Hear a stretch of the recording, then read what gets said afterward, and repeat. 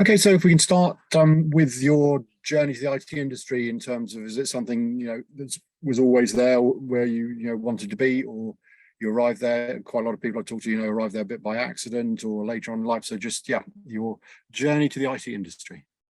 Okay. For me, I can remember I was 14 years old and my uncle asked me, "What did you want to do?" And I told him I said I wanted to work with computers. So that was in the early 1970s. And I ended up going and pursuing that and attended Georgia State University and graduated with a BBA in information systems and went right into the IT field directly out of college. In fact, started while I was in college. Okay, and in terms of the your career path, I mean, you don't have to give me the whole thing as it were, but just sort of career highlights or whatever, from when you got your first job, having done that, to where you are today. And so, no, it'd be lovely to understand a bit about the journey you've had. Okay. Well, like I said, one of the things I started out as a very, very entry level position. I started part time at a company called Equifax, and my job was to burst and decollate forms and deliver the reports to the staff. And through that, I started meeting the programmers, the technical teams, and all those folks. And I would actually sit down and have my breaks with them, coffees and lunch, so that I could learn more about them, especially knowing that I was going to be graduating within 6 months. And it was through that I got my first position in tech support. Even before I graduated from college, I was hired as a junior tech specialist with Equifax, and I spent 10 years there, going from a junior tech specialist all the way up to a senior systems programmer in that span of time. Um, and so that was part of that, and then I left Equifax and I went to work for a local hospital, and I spent roughly 2 years there. Then I went to Price Waterhouse and started doing consulting, and that took me away from being home. So, and at that time I had two small boys, and so I ended up getting a position back in Atlanta with another company, and I stayed with them. That was one of those very interesting situations. I started working for a company called American Software, and while I was there, I sort of did a pivot in what I was doing. And because my main focus as I've come up through the ranks has been for the last 20 to 30 years, I've focused on performance and capacity management. And so that's been my niche, so to speak, which is a very specialized area within the mainframe environment. And so because of that, even when I was with Price Waterhouse, I would go in and do outsourced contract compliance to make sure that the outsourcer was providing the services that they said they would, as far as SLA compliance and things like that. Um, So, that took me to some big companies like Delta Airlines, American Airlines, Procter and Gamble. So I got to work with those companies. But then going back to American Software, I took a little bit of a detour and started working on a new project that the company was launching, which was doing some CD-ROM developments. In other words, taking microfiche and converting it to a um, indexable CD-ROM. And so even while I was there, I did some outside of the box thinking and developed a way to have not only one index, but multiple indexes. And so I was working on that. And it was at that point in time, and this is one of those career defining moments for me, was I was working on Mother's Day weekend, and I get called into the vice president's office on the Friday after Mother's Day to be told that I was being let go for job performance. And I knew within 2 minutes that there was nothing I could do or say that was going to change the situation. I was walked down to my office. I was, you know, um, told to clear out everything, and I was promptly escorted from the building. So, that was, it was like, oh, what just happened? Um, and so that was one of those times where, you just never forget those kind of things and what the impact was, because you can be defined by who you are in the job that you're doing. And I can remember I was sitting at a local restaurant filling out the unemployment forms, literally with tears running down my face because I didn't know what had just hit me. I was completely blindsided. Um, and it was one of those situations where, when I was talking with the vice president, it was like, well, there's this person, he says that he can do it better than you can, so we're just going to let you go. And I had actually thought about and sought counsel from a lawyer on discrimination, because I had not had a performance review in 2 years, but yet I was being fired for job performance. So it was kind of like, these two didn't quite go together. But, I didn't follow that path. I took 3 months off from work, basically, and I found a position with GE Capital, and got back into the areas of performance and capacity. And that ended up being a, a cloud with a silver lining, so to speak, because 9 months after I started at GE Capital, I was outsourced to IBM. And I spent 16 years at IBM, which was really, really good, because that also helped me grow as a person. I got to work with some of the folks that I had worked with at Equifax, because Equifax had spun off a company called ChoicePoint. And so I worked with them. And so it was really like coming back home, working with folks that I had known for over 20 some odd years in my career. And one of the other things that happened while I was at IBM, which was really good, is that you always get pushed to think outside the box. And so I had a manager approach me on a capacity chart going, why do all those capacity charts always look the same? And so from that one question, I stepped outside the box, stepped outside in the thinking, and developed a forecasting methodology that I still use today, with the clients that I support here at Ensono, and actually have done papers on it, written papers, and presented them. Just in fact, the one I just did at um, GSE in the UK. And so after 16 years with IBM, I retired and was able to join Ensono like the next day. And I've been with Ensono for 7 years now. And again, just working with in the area of performance and capacity. So that's my career journey in a nutshell. Oh, that's fascinating.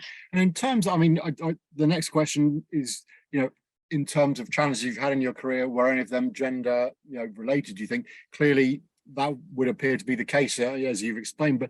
But just, I suppose, more generally, um, have you encountered issues elsewhere? And in terms of sometimes you may have been very much in the minority as a female in the IT industry, traditionally male dominated. And also, if I can ask sort of the supplementary, have you hopefully seen that situation improve over the years, whether that's because you've moved company and or because attitudes have I think got a little bit better to the whole equality diversity equation? Does that make sense? It does, and you're right. It has been an interesting journey, and the challenges. One of the things I found is that over the years, I had to stand up more and more for myself and for what I have learned, and to be able to really share those thoughts in a way that I come across as the expert that I am. And so it's part of that, but it's also seeing the industry change. In fact, one of the things I've noticed is that when you go to conferences and you look around the room, there's usually about a handful of women. And especially when you're talking in the very technical side of things.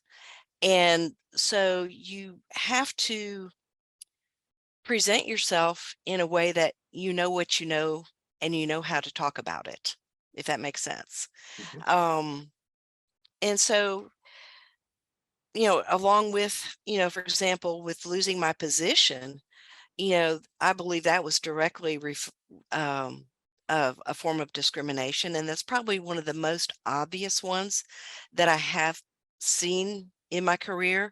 But also, when I was working with the hospital, the way the offices were laid out, each they were like apartments. And so we each had our own little apartment was our office, and I can remember going to down the hall to a couple of the guys' office, and they had some very inappropriate posters on the wall. And that would make me feel uncomfortable being in their offices. And so I went to my manager and I said, "Look, I'm really not comfortable with the Budweiser posters or whatever that were up on the wall." These were like pinup pictures, very inappropriate for an office setting, and asked if they could be placed elsewhere or taken off of the walls because I shouldn't have to sit there if I'm trying to have a technical discussion with my coworkers with that in view. Yeah. I don't know if there's more for that. No, and just what was the result of that? Right? Did your employer understand and do that? Or Yes, actually they moved the posters to a spot in the office that I wouldn't see, like the bathroom. So because each one of these little suites had their own bathroom, so they moved it into their right? bathroom area so that when I came down the hall to work with them, I didn't have to worry about those. And in terms of the sort of changes you've seen more recently, shall we say, have those been entirely positive? I mean, do you think everything is headed in the right direction, or do you still worry that progress hasn't been made as quickly as is? Yeah, just any thoughts around that? No, I think there's been a lot of progress in this, especially as women stand up and educate themselves and know that our opinion's just as valuable as anybody else's, and that the mindset of those that you work around, they're going to respect what you do. And I have seen that change over the years. As I've come, I mean, I've been in the IT industry for 42 years, so I have seen a lot of changes. For example, when I first started, um, we still had punch cards, and there would be a room full of women sitting at keyboards typing out the code to be able to be fed into the computers. So that a lot of that has changed over the years. And we find that, for example, one of the things I've done is I found mentors, and those mentors can be men and women that are going to help you in your journey. And it's reaching up to them and asking them the questions. And this is one of the things I always do whenever I have a review or anything, is what can I do better to better myself and and perform my job better than what I'm doing today?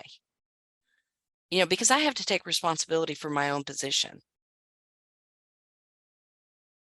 Yeah, and in terms of the experience that you've gained over the years you've been in the industry, do you like to share and help folks, you know, on the journey that you've made as well? And as we said, hopefully things are a little bit better. But do you feel, or do you enjoy or want to sort of point out to people that what you've had to endure and help them cope with whatever they might find in the workplace? Is that something you do? Absolutely, because and it doesn't matter if it's a woman or a guy that's coming into this industry, because they're going to need help. They're going to need to know how to ask questions, how to handle themselves in situations, especially when you're working with clients. How do you handle those things? How do you maintain your cool when, so they don't see you sweat, so to speak? But to be able to I believe it's really good to be able to reach down and bring somebody up with you and help them. One of the things is that, I'm a mom of a 22-year-old right now, and she is one of those that I believe, because of the role model that I have set for her, she is doing things that most of 21-year-olds today are not doing.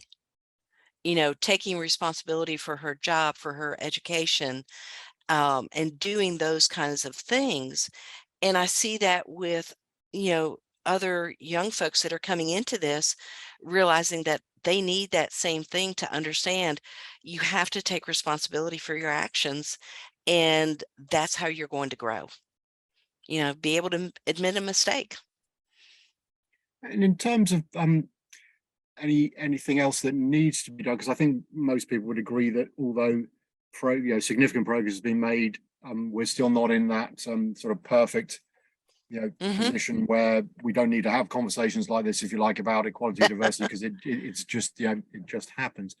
Have you, again, from your experience or whatever, have you got any thoughts as to what else might be done, whether it's at the education level or in the workplace? Just yeah, how can Yeah. we make the situation better? Well, and one of the okay, so here's what I think about that is that IT is not all about math and science. Okay. You don't have to be a mathematician or a scientist to be in the IT field today. I have seen women who have left secretarial jobs, they've left jobs as teachers, and they have done extremely well in the IT industry, because what it takes is the ability to reason, to have logic, to analyze, to be able to put the pieces of the puzzle together to solve the problem. And those traits are not just found in math and science, but they're found in many other different ways. And like I said, I've seen women move from one career path to another and be successful at that. So I think there's always opportunities for women to step outside and move forward and accomplish what they want to do. And do you think, I mean, since the pandemic, everyone talks about the great resignation, and certainly in the UK, at least, lots of people supposedly haven't come back to the workplace. There's a massive skills shortage. So do you think the existence of that, and I know in the IT industry, it's perhaps particularly acute, do you think that will help that process, and just more generally, people will be less inclined to look for particular, characteristics, whether it's gender or qualifications, because, they need to find people, and therefore they will open their minds more to the kind of people that could fulfill the role. Right. Well, and one of the things that's come out of the pandemic is the work from home environment. And I have to say, I was in one of the forefronts of those because I've been working from home for 22 years, which you don't find a lot of people that have done that. But I think that's one of the offerings that we do have today. And one of those things, with this work from home environment is you have to not only relate to everyone on a technical basis, but you have to find out who they are. And one of the ways I do that is when we have new team members or just want to get to know somebody, I'll schedule a virtual coffee and say, okay, we're not going to talk about shop right now. I want to know who you are. I want to know what makes you tick. And that way we can cross that boundary of work and have that work-life balance, because if you remember like I said, I started out my career, we would go meet in the break room at 10 o'clock on the dot, 10 o'clock, we're going to meet in the break room, have our 30-minute coffee. And we normally didn't talk shop, but we talked about who we were, what's going on. And sometimes that conversation was about shop. So I think it's understanding that we have to have that work-life balance. And also one of the things that we're doing here at Ensono, which I think is really going to help with the workforce, is we have a program where we actually bring college students in on a paid internship so that they can learn about the mainframe environment. And it has been very successful. In fact, one of my coworkers, she's 25 years old. She came through that program and she's a rock star on our team. So I think that's showing how one, as a company, we can embrace the younger generation, help them learn, help them grow, mentor them to be the best that they can be, so that as they progress in their career, because, I'm going to retire someday, and to know that we have someone like her coming up behind. And we actually had another intern join our team. He was a guy. And so she mentored him. So it's I think we're seeing that evolution change from that this is that it is a all male dominated, to women are stepping into the roles that are in leadership, that are in management, and they're excelling. And from your experience, and particularly where you are now in Ensono, do you find that everyone in the company is on side with those kind of objectives, the inclusivity, and encouraging the next generation, or do you still find pockets of resistance where people are, they're just so used to doing things in a particular way that they're reluctant to change? Yeah. Or do you find once it's been explained to everyone, then if there are any issues, it's maybe unconscious as opposed to willfully misunderstanding or causing trouble? Yeah, just any thoughts on that? Well, one of the things that we have been doing at Ensono, in fact, this last week, the president of Ensono put out a email on the diversity that we have and the inclusiveness that we do have here at Ensono. We have ongoing yearly training on diversity, and that allows us to see how we can change situations and better interact in those situations, so that we can be a positive change, as opposed to just letting an action happen, how to step in and make a change that's for the better. And and I think, you alluded to the unconscious. I think, that's always going to be there, because I think one of the things that, for me, growing up, I was exposed to a lot of different areas of the United States where there's different things. I had the opportunity to live overseas in Germany for a year and a half growing up, so I got to see different cultures. And so, in a lot of my coworkers are today are from India, and I have, and we work so well together, being able to handle all the situations that come, that we deal with on a daily basis. Okay, so as we sort of finish up, in terms of one or two things, I don't know if there are any, whether it's just re-emphasizing any of the points you made, or if there were one or two things you think would be lovely to introduce to the industry, or to any practice you'd want to start. Just what do you think would really help moving the industry forward? Yeah. Yeah, I have some thoughts on that. And, the one thing that I would change is that it's not about the bottom line, is that it's all about the people that you meet along the way. Um, those people that have helped me, that have mentored me, that have embraced my talents, and it's looking beyond the numbers and knowing that, actions have consequences. And, because, in the IT industry, I mean, we sit in front of a computer every day, but we're not a computer, we're human. And we need to keep that in focus, that, somebody may be having a bad day, and we need to be able to be respectful of that. Um, but I think it's also, just encouraging one another and going that extra mile. One of the things that, if I was to, share with some younger folks coming up, is to, you know, write down your goals. Have goals. Know what the next position you want to have. Because when I started as a junior tech specialist, I looked up to the senior system programmers. I wanted to be them. So it's how do I go from point A to point B? And it's the same thing as we need to have these career paths because there are going to be people like myself who I don't want to get into management, but want to stay in the technical track versus a management track and have a career path for them. And along those lines, Ensono has come up with a program called a distinguished engineer so that you can stay in the technical track, but progress basically to the highest level that you can and be known as a subject matter expert in your field. Okay, there's been some great great ideas from you and thoughts. So Linda, I really appreciate your time, and thank Thank you you. very much indeed for chatting. Thank you. Thank you.